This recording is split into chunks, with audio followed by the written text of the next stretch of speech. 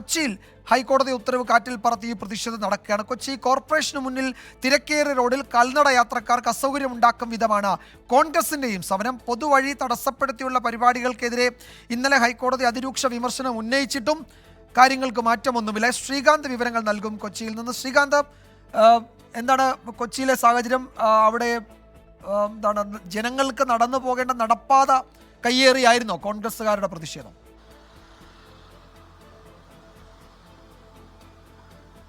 വിജയകുമാർ, ഇത് നടക്കുന്നത് കൊച്ചിയിൽ ഇന്നലെ ഇതേ വിഷയം പറഞ്ഞ ഹൈക്കോടതിക്ക് തൊട്ടടുത്ത്, ഹൈക്കോടതിയിൽ നിന്ന് ഒരു 500 മീറ്റർ മാറിയിട്ടാണ്. ആ ഹൈക്കോടതിയിൽ നിന്നും 500 മീറ്റർ മാറി നടക്കുന്നു.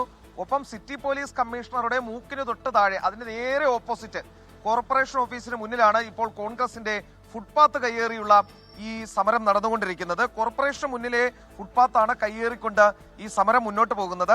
തിരക്കേറിയ റോഡിൽ കാൽനട യാത്രക്കാർക്ക് അസൗകര്യം ഉണ്ടാക്കിക്കൊണ്ടാണ് ഇപ്പോൾ ഈ സമരം ഇപ്പോഴും പുരോഗമിക്കുന്നത്. ഇതൊരു ധർണയാണ്. അവിടെ ഈ ഫുട്പാത്തിന് മുകളിൽ കസേരകൾ നിരത്തിയിട്ട് ഒപ്പം സ്റ്റേജൊക്കെ അടിച്ച് വിശാലമായാണ് ഈ പ്രതിഷേധ ധർണ ഇപ്പോഴും നടക്കുന്നത്. പൊതുവഴി തടസ്സപ്പെടുത്തിയുള്ള ഇത്തരം പരിപാടികൾക്കെതിരെ ഇന്നലെ കൂടി ഹൈക്കോടതി ആഞ്ഞടിച്ചതാണ്.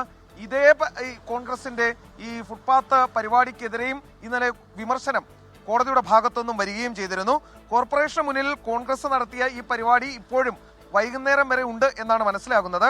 കൊച്ചി സിറ്റി പോലീസ് കമ്മീഷണർ ഈ വിഷയത്തിൽ ഇത് അറിഞ്ഞ മട്ട് ഉണ്ടോ എന്ന് പോലും അറിയില്ല. കാരണം അദ്ദേഹത്തിന്റെ തൊട്ട് മുന്നിലെ ഓഫീസിന് തൊട്ട് മുന്നിലാണ് ഈ പരിപാടി ഇപ്പോൾ നടന്നുകൊണ്ടിരിക്കുന്നത്. ആ ദൃശ്യത്തിൽ ഒരു പക്ഷേ അത് കാണിക്കുകയാണെങ്കിൽ അറിയാം, രണ്ടുപേർ നടന്നു പോകുന്നുണ്ട്.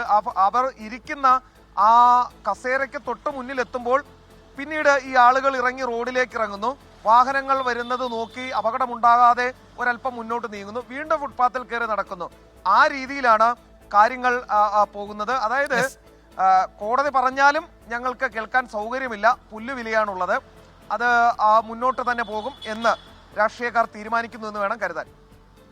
യെസ്, നാളെയാണ് വഞ്ചിയൂരിലെ നേരത്തെ എടുത്ത കേസിൽ നേരത്തെ വന്ന ഹർജിയിൽ ഹൈക്കോടതി വാദം കേൾക്കുന്നത്. അപ്പോൾ നാളെ SHO നേരിട്ട് ഹാജരായി വിശദീകരണം നൽകേണ്ടതുണ്ട്. ആ ഘട്ടത്തിൽ സമാനമായ പ്രശ്നങ്ങളൊക്കെ ഒരുമിച്ച് കോടതി പരിഗണിക്കുകയും അക്കാര്യത്തിൽ കോടതിയുടെ നിലപാട് വ്യക്തമാക്കുകയും ചെയ്യുമെന്ന് കരുതാം. ശ്രീകാന്താണ് കൊച്ചിയിലെ വിവരങ്ങൾ നൽകിയത്.